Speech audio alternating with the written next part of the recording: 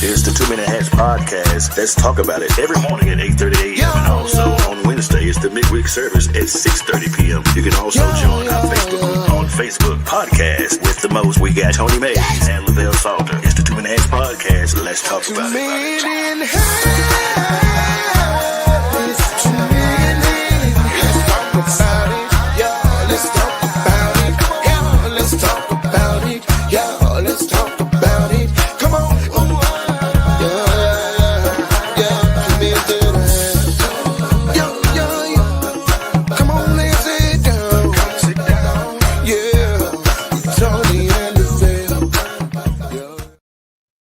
What it do, my good people? How y'all doing on this evening with this 2 Men in Hat midweek service? It's your host with the most, Tony Mays, Lavelle Salter. What's up, my guy? Man, good evening, man.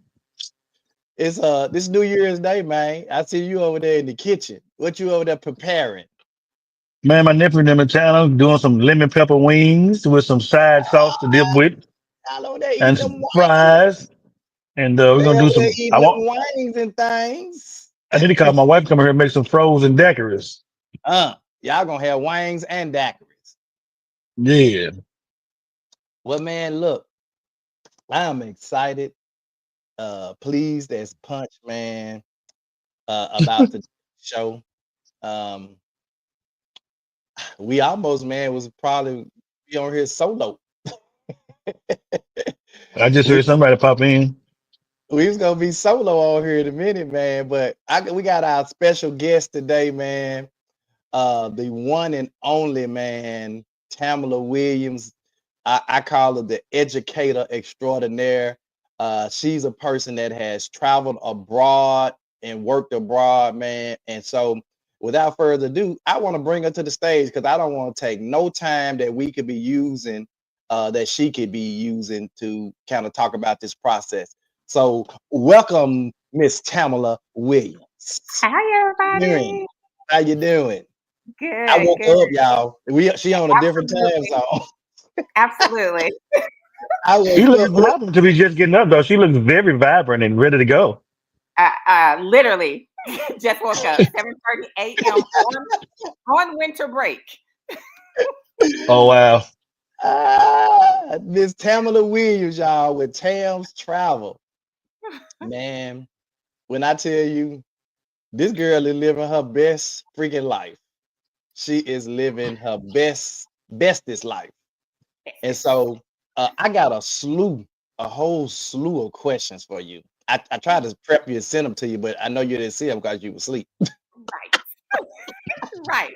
But I really think these are things that these are questions that I really believe that you can answer, and that you can answer with I'm certain I know you can answer and really give some good context to what it means to actually teach abroad. And I kind of put an emphasis on this particular topic today.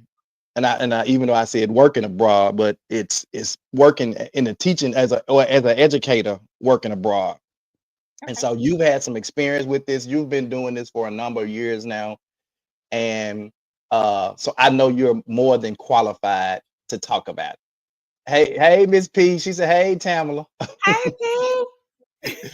So I want to jump right on in here, and I know Lavelle is kind of entertaining family, so he's gonna be jumping off, listening, and asking questions. Questions. He's gonna be jumping in here. So what I'm gonna do is I'm gonna actually remove him from the screen until he actually has. Well, I'm gonna leave him on there. I'm gonna leave him. Yeah, on we can just ignore him. I may have an okay. interruption because I have a guest here from China. So Okay. Well, we understand. We know you got yes. We on your time now. You're in a whole nother country, 13 hours ahead of us, because y'all celebrated New Year's yesterday. Yes, and we're still celebrating. Yeah. So let's jump on in here. My very first question is, why teach abroad? Why?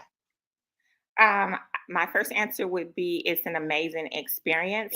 For me, I was burnt out as a teacher in the States. And so I was getting ready to come out of education altogether.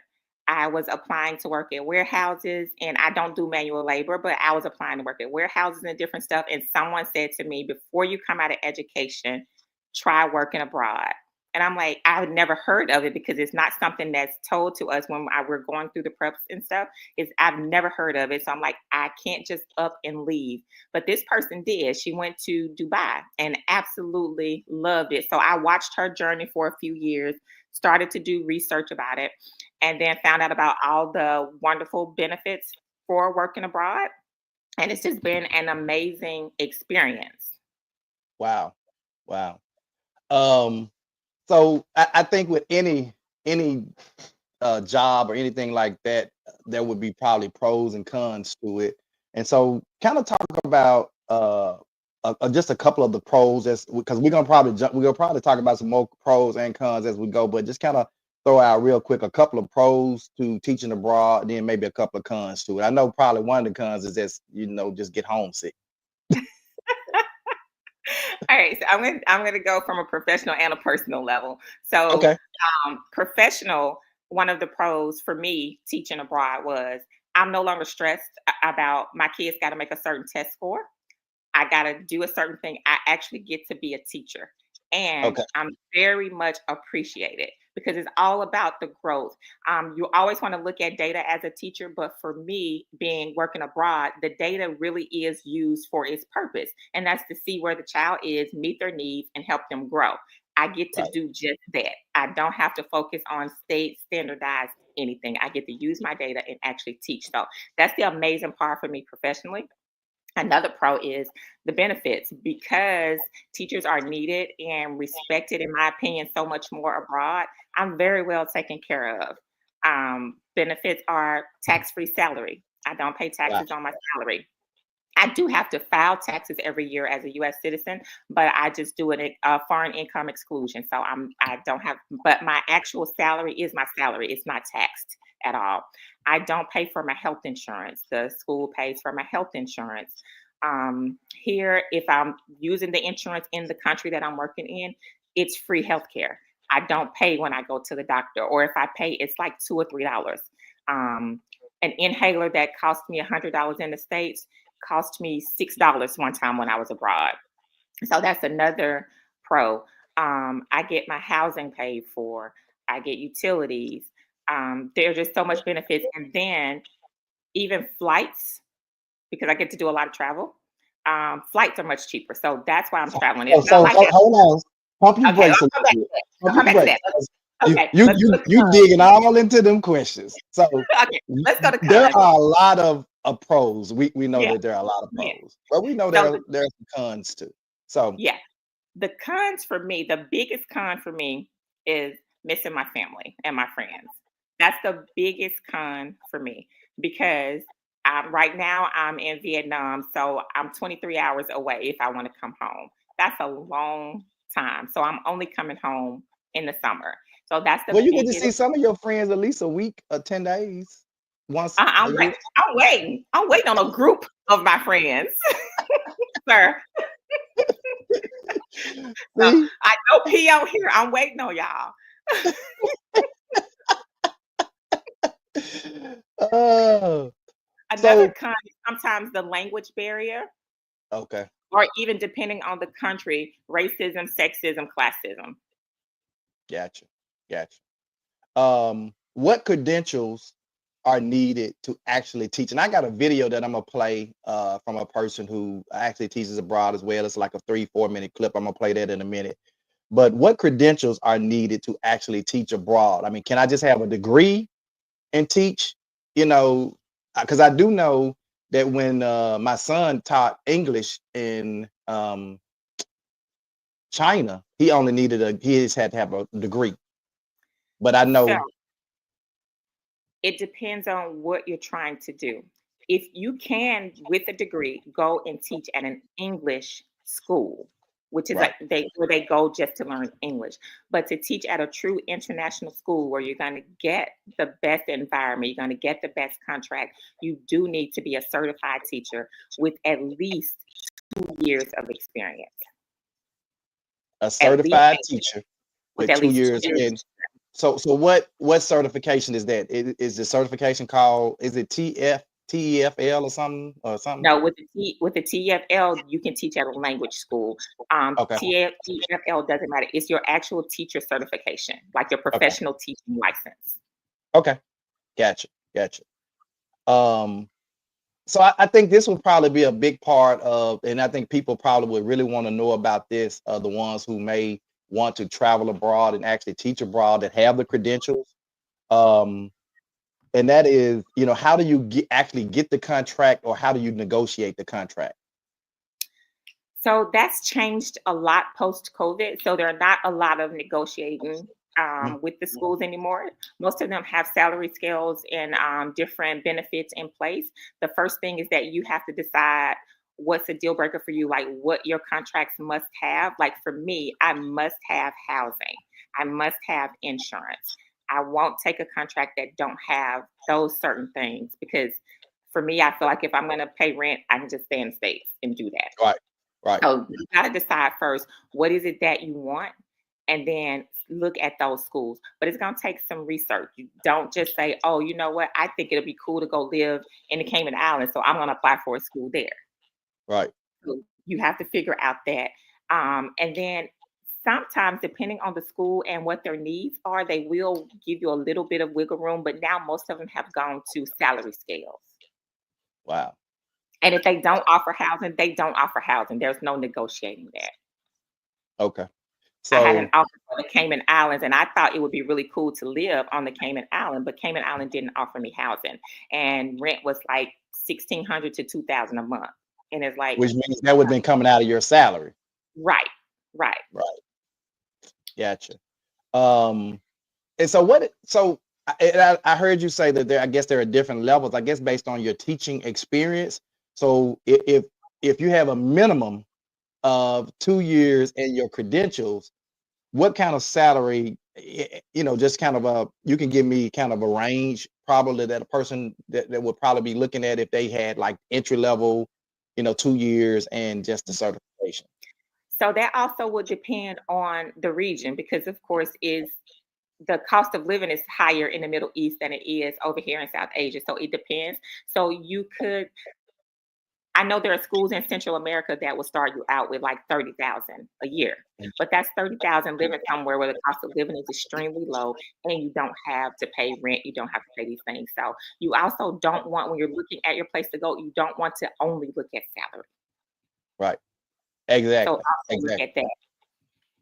So what's on the higher spectrum? So if a person, had experience, had degrees, and they picked the region, whatever, what's kind of the average, the highest on the highest spectrum? So I don't mind sharing. My very first time out, my salary was $60,000 tax free. Okay, that's good as hell, tax free. So that's amazing, because that's 60,000 in the US, not going very far. 60,000 abroad, tax free. I'm not paying for health insurance. I'm not paying for health care. Yeah, that's love. Right. That's love. That's like making $120,000. Right. Because I'm not paying for anything. Right. Ooh wee. Jesus. Okay. So what companies or organizations can a person actually research to look for if they wanted to work abroad? I mean, are there certain organizations to look for, or do you have a list of companies that actually offer like teaching abroad? Yeah. So you can just Google it. My two that I like to use, because the first jobs I had, I didn't use a company. I wrote down what I wanted in schools. I started to research schools, and then I applied directly to schools. Mm-hmm. But there are several places that you can sign up for free. A lot of people like to use one that costs. It's like $265. In my opinion, they didn't do enough to warrant charging that kind of money. So I'm not going to name them. If somebody wants to know, they can ask me offline. But Okay. the company that I really like to use is Schrole. It's SCHROLE. And so but it's actually where you're looking for a job, you're actively looking for a job, and it'll have a list of all types of schools, the positions that they're looking for, a lot of their benefits, and then you can also just research that school. But to give you like a starting point, there are also places like Teachaway is a free one that you can use. University of Northern Iowa also has a yearly free one that you can use. And so it's just all about the research and what you're interested in. Because if you're only interested in Central America, then there's one that's AMISA, and they do placements for Central America. Okay. Wow. And also to know that recruiting time starts early. It starts in October. So like from October to January is when your prime jobs are being filled. So if they're recruiting from October to January, so are you essentially applying for when the school starts in July, August, or whatever? Yes. Okay. You're applying for the following school year unless they have an immediate need. Because sometimes people get there and they're like, oh, you know what, this ain't for me, I'm out. And they leave. Right. So then they'll have an immediate need. But other than that, you're applying for the following school year. Gotcha. Okay. So y'all hear that, right? So if you're interested, you need to start looking and applying like maybe in October.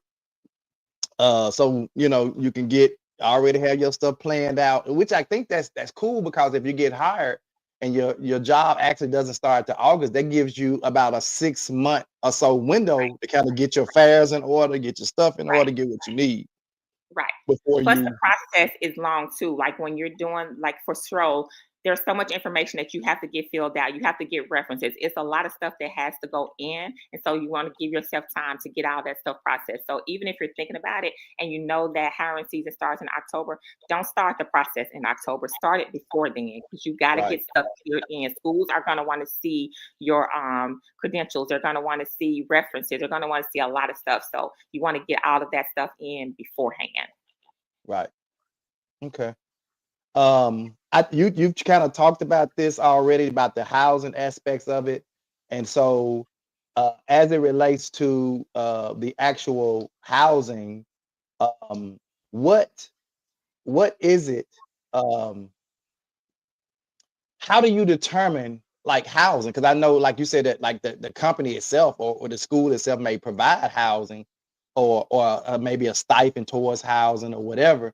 But how do you actually find, once you secure the job, you're like, okay, I got to get housing. How do you know where you're going to stay? Because you don't want to, you've never been to a country. You don't want to stay in the hood. You might. Well, I guess it depends, but I mean, you want to stay somewhere decent is what I'm saying. Right. So how do you determine from a housing aspect where you're going to stay and whether or not you're going to need transportation or not? So that just depends on where you're going and the school. So my first school that I went to in the Middle East, they had their own compound. So we lived on the school's apartment complex. So I didn't have to go out and find housing. They had a huge, I call it a neighborhood, but it was a huge complex with the gym, the pool, everything right there. And we called it the compound. In Egypt, we had to go out and find our own housing. In Senegal, the school had places and we had to choose neighborhoods. Wow. So you choose your neighborhood. And for that one, I chose mine based on proximity to the school because I wanted to walk to work. So, and then in Asia, I'm here in Vietnam. Oh, they put us in a hotel first for 10 days. And then we go out with realtors and look for housing. And you really don't know until you get there. Because like for here, they sent us websites, looked at websites, saw amazing apartments, and then you get to the apartment to look at it, and it's like, okay, you punking me, right? Because this is definitely not what I saw online. So right. you don't know. But again, that's where you have to know what you want, what you can deal with, and what you can't deal with. For me, I had to have certain things in my apartment. So when I met with the realtor, I have to have these things. Like I have to have a washer and dryer. Most places abroad, they don't have dryers. I have to have a dryer. So I will not rent from you if there's not a dryer. I need a tub. I need certain things. So it's again about making a list of what you need and what you want. And you want to find an apartment that's going to suit you because you're away from home. You got to make it home. So what if is there a way to maybe get some information from the schools as to other teachers who and where they live, where they can put you in touch with somebody so you can actually talk to teachers and say, well, where you live, what do you recommend? Oh, Before you. absolutely. Okay. When you're interviewing, you can do that. For me, I did that before coming to Vietnam, and I actually took someone's apartment that was leaving the school, but I ended up moving from that apartment because it still wasn't for me. So I moved almost 4 weeks ago to a different apartment. So you still want to wait until you get there and start looking. You can get an idea, but just know it may not be what it seems online. So take Wow. your time and look. And I guess the transportation is kind of the same. I guess you depending on because I heard you say you always try to find something that's close proximity to the school where you can walk or be able to catch the bus or local transportation. Right. And sometimes the school has transportation from in Qatar we were just very well taken care of. Okay, we lived on the compound. The school had its own buses that came there, took us to work and everything. Senegal, you had to get to work on your own, but like I said, I lived across the street. You were there. We walked across the street to the school. It was very easy. In Egypt, the school had a bus that came to take us. Here in Vietnam, my school is not in the city. It's on the outskirts of the city. So the school also has a bus, but we have to pay for it. But it's very, very cheap. It's like $700 for the whole school year. Oh, okay. Gotcha. And then transportation around the city is cheap. We have Grab, which is like Uber. And I think the highest ride is like from the city to the airport, and it's $12. Rides are like $1.32 going to the grocery store. Wow. we getting punked here in the US. Right.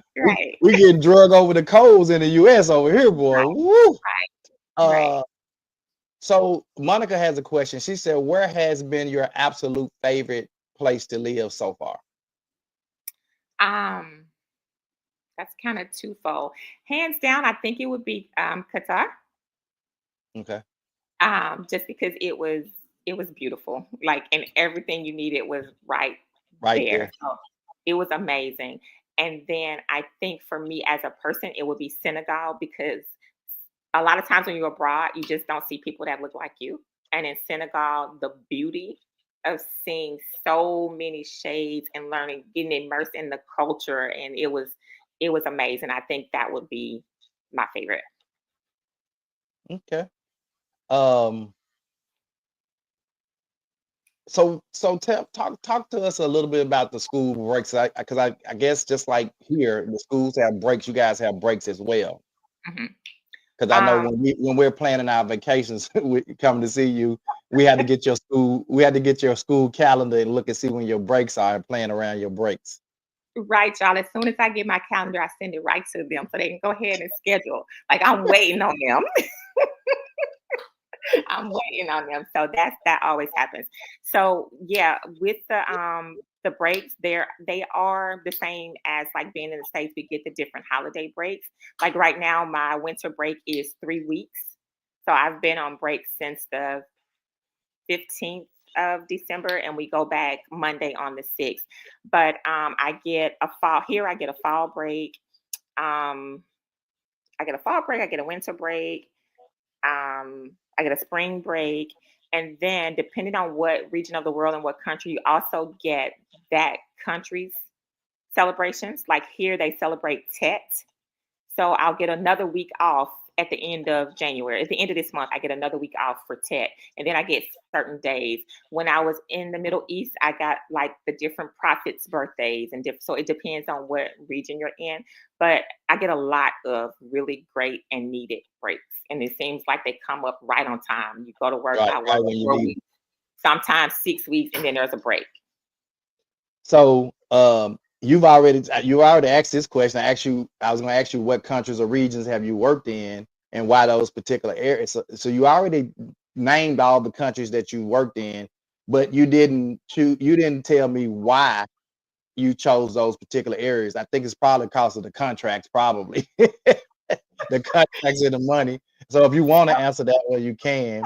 So you really would think that there's a rhyme or a reason? There isn't. There,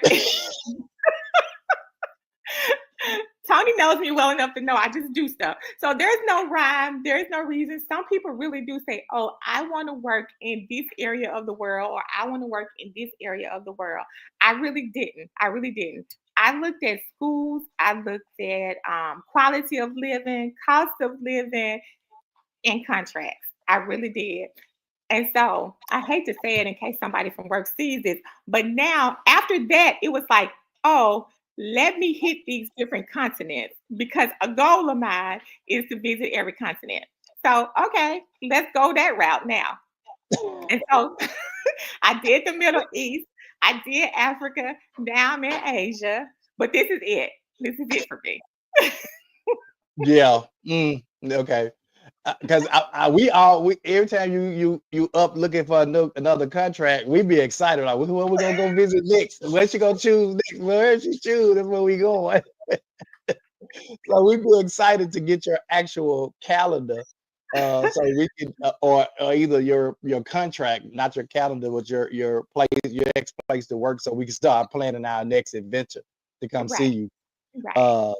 And so you mentioned this about the breaks, when you're getting those breaks and they seem to come right when you need them the most, right? So during those particular breaks, what is it that you actually do during those breaks? Do you just chill, or do you decide, let me take in some of the other parts of the country or other countries, or what do you do during those breaks? So I chilled for this one, but normally I don't chill. Normally I go somewhere else. For example, when I moved to the Middle East, I traveled every break. Like for my first Christmas break, I went to Thailand. I spent my whole 3 weeks in Thailand. I did a week in Chiang Mai, a week in Phuket, and a week in Bangkok. So that's another beauty of being overseas. You get to travel. And so I've gone places I've only dreamed about. Like while I've gone to Barcelona, Sri Lanka, Oman, just Gambia, just so many different places. My dream trip was Bali, and I went to Bali for fall break. So I normally travel because it's not as expensive. Like the plane ticket to Bali was like $300. So you say you spent over a week in Bali. So what was that from Vietnam to Bali? What did that total trip cost you? Total trip plane ride was $300. My cousins came, and so we got a huge Airbnb, and we split that. I think we ended up paying like $350 a piece, so $650 for just that week in Bali. Food was dirt cheap, so I'm gonna say I didn't even spend $1,000 for that week in Bali, and I y'all did activities and everything, excursions, lots of activities, lots of great food at random restaurants. Like, hey, oh, this looks nice. We're gonna go try this. Like, balled out in Bali and didn't even spend $1,000. Wow, for a whole week. That's crazy. That's crazy. So that's kind of amazing.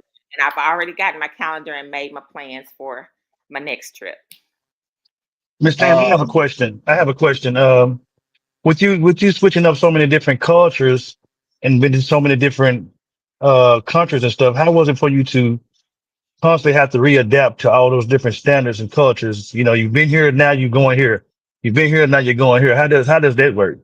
I promise you, this dude right here, me and this dude, we've been on some kind of wavelength, because my next question is, what are the biggest adjustments a person would have to make working abroad? Like, it's crazy.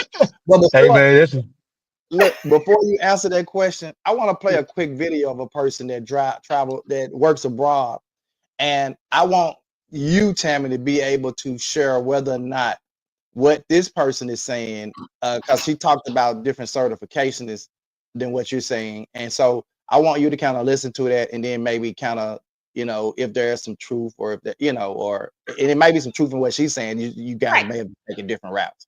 Right. So I'm gonna play that. Let me see. I'm Jamie, and I've been teaching abroad since 2010. In this video, I'll share the basic qualifications that you need if you want to teach abroad, plus some tips to help you stand out so that you can land your dream job abroad.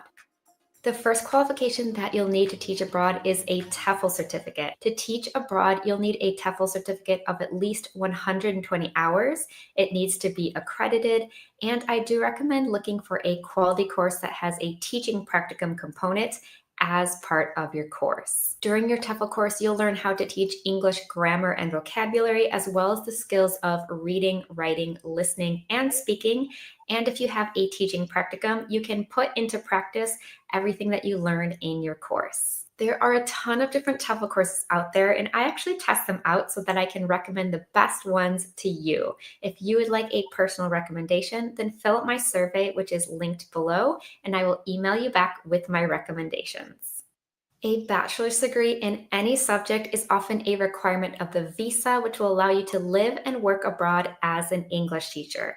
In more competitive countries, you'll find that a master's degree is either required or preferred. If you don't have a degree, the best region for you to teach is Latin America, and do know that you will be a lot more limited in where you can teach. For non-native speakers, there may be additional requirements for you, such as having a degree specifically in English or in education. This is going to depend on the country you're applying to and the visa you're applying for. Before we get to the next point, I wanted to let you know that I am hosting a free live masterclass at the start of December to help you take the first steps on your Teach Abroad journey. I'll be sharing a ton of tips and tricks and secrets, so grab your spot by clicking the link below. A native level of English and a passport from a native English-speaking country are required to teach English in some countries like South Korea and China. For other countries, non-native speakers can teach English, but you'll need to prove that you are fluent by taking an official English exam such as IELTS, Cambridge, or TOEFL. It's a good idea to get some previous teaching experience before you start looking for your job abroad. This could look like tutoring locally, maybe substitute teaching, or teaching English online. For more competitive countries, they may require, for example, 2 years of previous teaching experience, so make sure to do some research and see what's typical in your top countries. Now that we have the basics out of the way, here are some of my secrets for standing out from the crowd when going through the application process. Secret number 1 is to get some online teaching experience. After 2020, some of the jobs abroad are actually looking for teachers who can teach both in person and online, kind of a hybrid model. So, all right, I'm gonna stop there right there. So it sounded like it's kind of what you said. Heard that the TEFL is more for like teaching English. So, but teaching at a language school, and there's a difference. Right. Yeah. Right. So, and I kind of, as you said, it did mention it, and then now the thing that I was gonna bring up too that we did before we get into that other question was about the visa and passport, because you travel in all these different countries. Is there shot requirements for certain countries? Do you have to fill out visa paperwork in advance? Is that part of the schools or the company that you work for project? Like how does that work? And I know you got to have a passport probably for all of them. Yeah, you definitely have to have a passport, and you got to have a certain number of pages in your passport. It can't expire within 6 months if you're going there and all that kind of stuff. Also, for some places, it depends. Shots are required depending on where you're going, what part of the world, and what's prevalent there. Like some parts of Africa, you got to have like the yellow fever and different stuff like that. But your school will tell you what's needed for your actual visa, because you'll get like work entry visa while they're working on your residence card, because you actually get a residence card because you're going to be there for a while. Every contract is at least 2 years. So you're going to get a resident card for that, but you start out with your visa. Your school takes care of that. And again, they'll tell you way in advance what things that you have to have, and it's different for every country. They'll tell you, and you make sure that you have those things readily available. That's why it's so important to start planning early. So when you do your passport, you don't get the regular passport book. You get the thick one with the extra pages, because they stamping that junk back and forth every time you travel. Just get a regular passport. Like when I come home this time, I got to get another passport because I won't have enough pages when I come back. I'm saying they actually sell one. They sell one with more pages in it. Yeah, so I never even had a passport until I decided to go abroad. Okay. Like when I decided to go abroad, it was like, oh, you got to get a passport. So I just got a regular passport. I didn't know anything about that. I hadn't traveled extensively or done anything until I up and decided, oh, you know what, I'm going abroad. Yeah. So I think it's like it ain't it's probably maybe like an extra $10 or $15 to get the one that it just has more pages in it. Okay, If yeah, I'll a lot do of that when travel. I come home this summer. Yeah. Okay. Okay. So now we're gonna ask that question that Lavelle and I had together. What are some of the biggest adjustments a person would have to make? Because I know even coming there, when we came to Africa and visited you in Senegal, we had to even make some adjustments because there were certain spices, certain foods, so just kind of talk about some of those adjustments from the personal side aspect of it, from food to everything else. So the biggest adjustment and the biggest lesson that I've learned is check your American mindset. All right. Check your American mindset. It's not going to be all roses. All right. Do your research and be respectful. Because the biggest thing that people expect is that American entitlement. It does not work. It does not work. Check your mindset, do your research. And so there are different things. For me in the Middle East, I didn't have to cover, but I did have to always dress modest. So that even meant if I'm going out jogging, I'm not going jogging in a tank. I got to go jogging in a t-shirt. But I'm in their country, so I'm going to abide by their rules, their laws. Does not matter that it's 1,000 degrees. You're going to dress modest. You're in their country. So Right.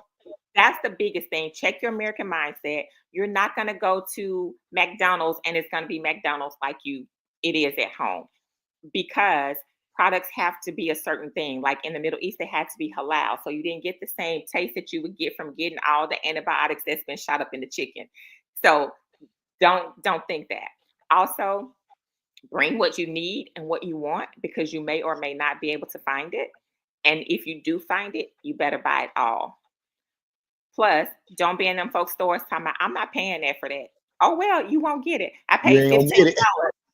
I paid $15 for a box of Honey Nut Cheerios in Senegal. I wanted it.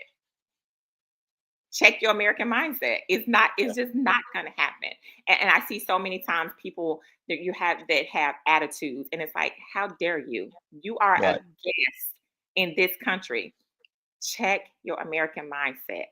You're not privileged. You're not better. You're not anything. Also, prepare your mind for a lot of times in Asia, they haven't seen people of color. So they're staring, or they're taking out their phone. They want to take a picture. I even had a student that asked could they touch me because they wanted to know if I would rub off chocolate. I can't get Wow. mad and go off and be, no, they just have not been exposed to a lot of people of color. So they really are curious. Now, sometimes it's aggravating depending on where you are. Like in Sri Lanka, they kept taking pictures. So I started taking my phone out to take pictures of them, to make them see this is not okay. Because Right. even though you don't have the knowledge, I'm going to help you. Because you don't want Right. me to just snap pictures of you. I don't want you snapping pictures of me. So Right. that's the adjustment. And then the language barriers. I learned a little bit of Arabic while I was in the Middle East. I had a little bit of French and Wolof in Senegal. Mhm. I tried hard as I can. I cannot get Vietnamese. I can get hello and thank you. That's it. But because their language has 6 or 7 different tones, so one word could mean 8 different things based Depending on on the tone. depending Yeah. on the tone and how you say it. So I cannot get this language for anything. Wow. So those That's are the incredible. biggest adjustments. But the number one thing that I tell What people, about time? Time difference. time when you first go there. Because for me, when I came here, that 12-hour time difference. And then when the time changes in the US, it does not change overseas. And so it adjusts the time some more. So when I finally got people to recognize, okay, I'm 12 hours ahead, don't call me, don't text me, time change, now I'm 13 hours ahead. So thankfully, Tony tells Monica now, don't call her right now. I'll be like, you got to call her early in the morning, or you got to call her late at night like this because it's morning time there. And a lot of times when we call her, we call her early in the morning and she's in class or Right. she's on her way to school or in class.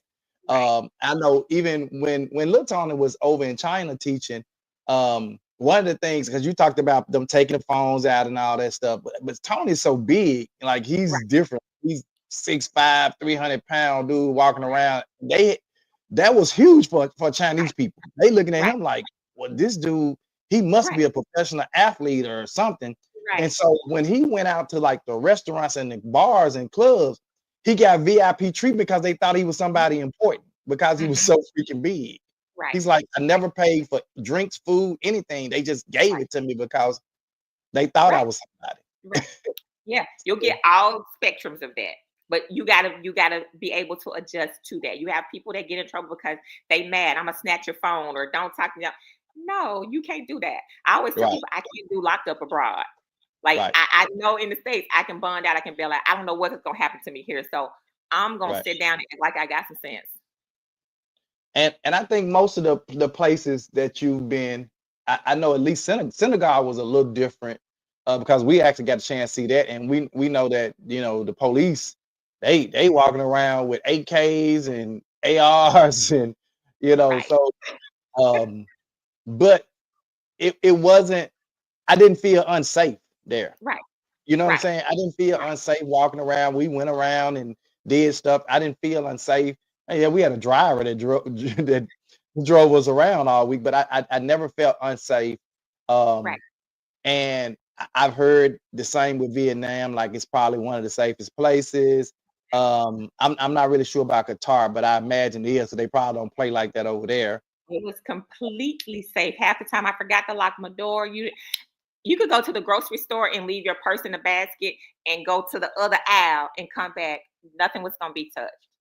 You never even saw in Qatar, you never even saw the police with guns and stuff. So yeah, it was very safe. In Senegal, there were a lot of crimes of opportunity because again, it is an impoverished place, but they're also they have a lot of culture, a lot of pride. So you feel safe everywhere you go, Right. and you're Yeah. welcome.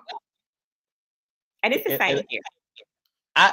I never, with the exception of those kids we saw, I didn't see anybody asking or begging for food or begging for anything.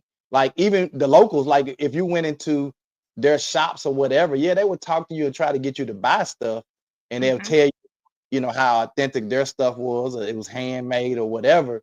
But it wasn't like I got to feed my family, please buy from me, beg it. It wasn't like one of those things. So and like I said, with the exception of those kids, we come out of those restaurants and the kids, but I mean, that was like just a soft spot for me. So I was like, Right.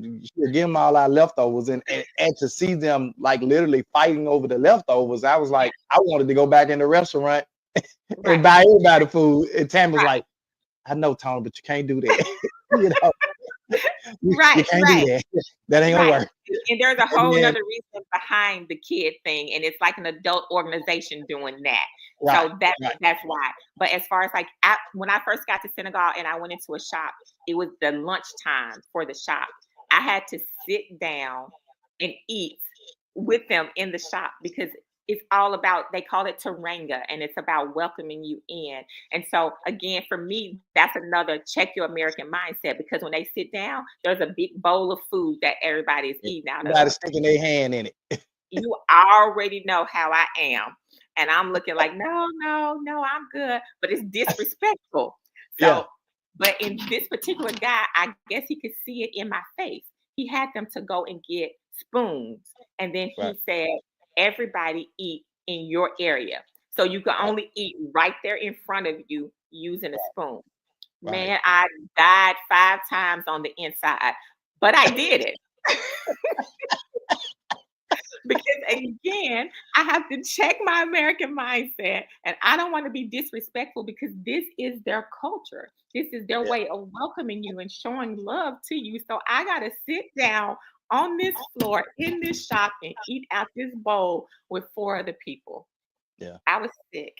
That's one of the things that I've always done, because we travel all over the world. We travel places, and everywhere I go, I try to go online, try to Google, try to research like the culture and the do's, the don'ts. Because again, you don't never want to go in somebody else's backyard and be disrespectful.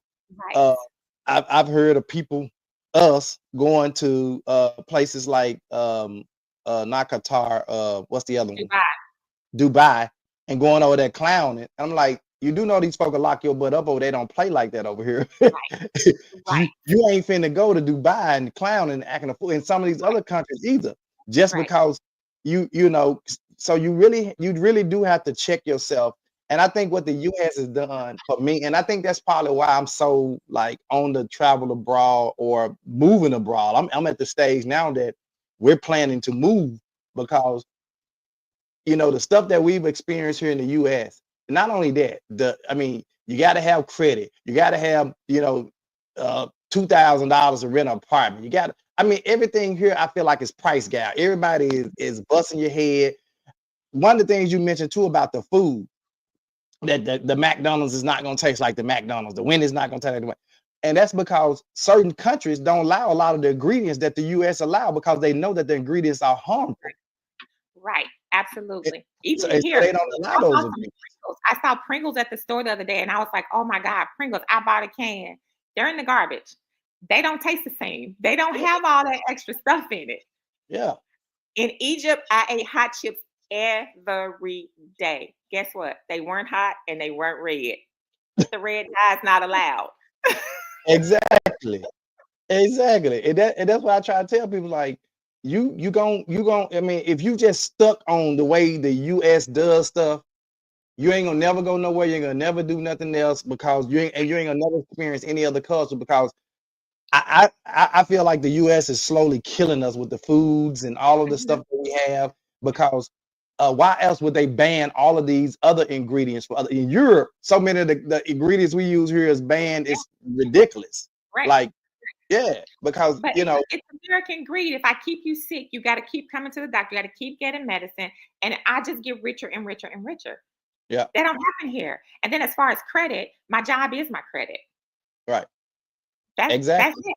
Exactly. It doesn't matter what that number is. Yeah. And even with housing, like my apartment now is $800 a month for a 2-bedroom. I have a lake view. Like, it's beautiful. I can't do that there. Oh no, you finna spend about $1,800. Right. And really more than that. It's somewhere I don't want to be. I gotta take my TV to work with me. Like, I can't do that. Wow. Most of the apartments there, most of the time they be furnished already. Oh yeah, it's furnished as well. You can choose an unfurnished, but for me, that just ain't my ministry. I'm not gonna go and spend a whole lot of money. Yeah. Well, guys, I want to jump off. My company's getting ready to come in the house, man, and I want to just commend you on your ventures and what you've done, because most of what you're doing is a faith walk, and I really admire what you do. I wish it was something that I would have did early on. I didn't know nothing about it, of course, but just to see what you've been able to do and witness. I have a good friend of mine there.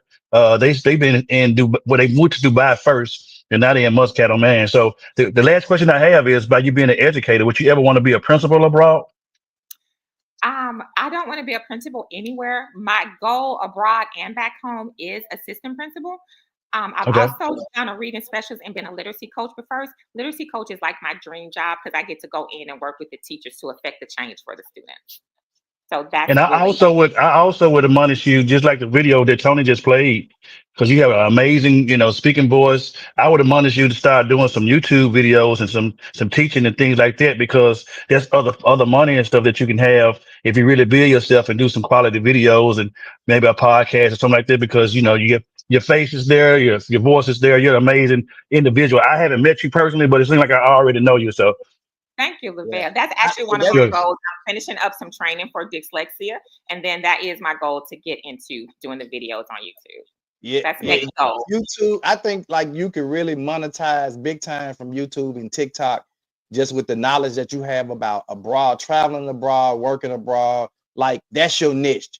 We every TikTok, every social media person, genius or so-called genius, they always say the same thing: find a niche and stick with it. You got one.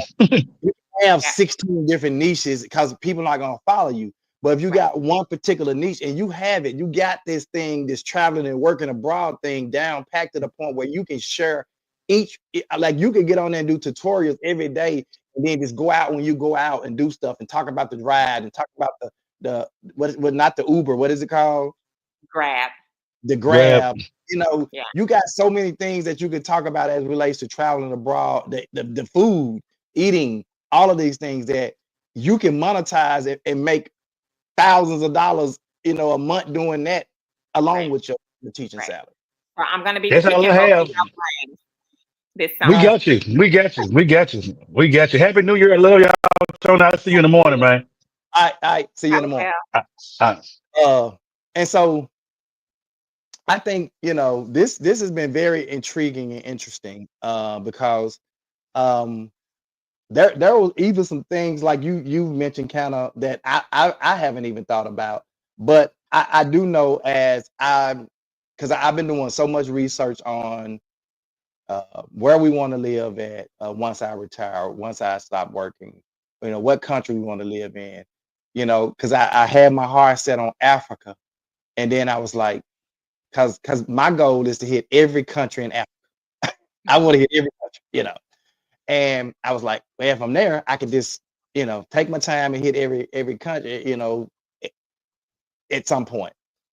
And then I started thinking about, like you mentioned, I'm 23 hours away from home. If something happens, it's gonna Mhm. take me a long time to get there. So I was thinking like, and then when you start thinking about maybe I want to, live in the Caribbeans and stuff like that. When you think about that, it's really high. It's expensive to live in the Caribbeans because most of those islands and stuff are governed by British and other, you know what I'm saying? So it ain't cheap to go and Right. stay in some of And those also places. thinking about, because when I went to Senegal, I was like, oh, this is dope. Because now I'm in Africa and in Egypt. I was like, I'm in Africa because I can just travel, travel, travel. It's expensive. Yeah, It's so expensive to travel in Africa. Like I wanted to go from Senegal to Ghana, but the plane ticket was like almost $1,000. yeah, Nah, that I ain't about that life. yeah. And then so here lately, I've been thinking more of South America. I'm like, Hmm. Hmm.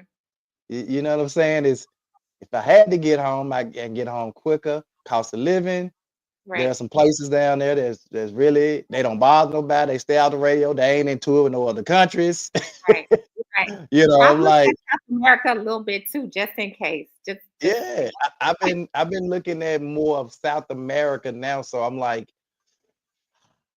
so I with me, wherever we go, I just have to be on the beach or at least close proximity to the beach. right. Right. Yeah, you have to take My- all of that into consideration though, because for me, like yeah, now, my mom is 80, the grandchildren is like, no, it's time. It's time to come yeah, back that way. right. Yeah. And I ain't thinking about none of that. If my grandkids, I mean, if I'm retired, they can come see me. I go, or if I decide I want to get home, I get on a plane and go see them. But But that's easy when uh, you're closer. yeah, exactly. That's what I'm saying. Yeah. And that's why I say I'm thinking more of kind of South America now, Yeah.